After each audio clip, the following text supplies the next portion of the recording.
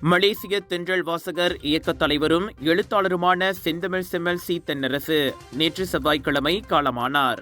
அவரது மறைவு மலேசிய தமிழ் பணியில் ஈடுபட்ட இலக்கியவாதிகள், வாசகர்கள், சமூக ஆர்வலர்கள் அனைவரையும் ஆழ்ந்த துயரத்தில் ஆழ்த்தியுள்ளது. அவரது முதல் படைப்பு 1986ஆம் ஆண்டு வானம்பாடி ஜூனியர் பக்கத்தில் வெளியானது என்பது குறிப்பிடத்தக்கது.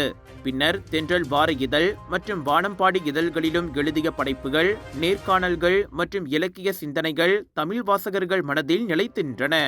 தமிழை பரப்பும் பணியில் அவர் மேற்கொண்ட மிகப்பெரிய முயற்சிகளில் ஒன்று தென்றல் வார இதழின் கிடா முதல் ஜொஹூர் வரை நடைபெற்ற தென்றல் தொடர்பயணம் நிகழ்ச்சி. இதன் வழி தமிழை பேணும் எண்ணத்துடன் ஒவ்வொரு மாநிலத்திலும் வாசகர்களை உருவாக்கி வாசிக்கும் பழக்கத்திற்கு புரட்சியை ஏற்படுத்தியவர் தென்னரசு. தென்னரசு அவர்களின் இறுதி சடங்கு நாளை ஜூலை 10ஆம் தேதி வியாழக்கிழமை காலை 11 மணிக்கு காஜாங் தமான் ஸ்ரீ பாங்கியில் நடைபெற உள்ள நிலையில் அவரது நல்லுடல் செராஸ் ஜலான்குவாரி மின் சுடலைக்கு எடுத்து செல்லப்பட்டு தகனம் செய்யப்பட உள்ளது.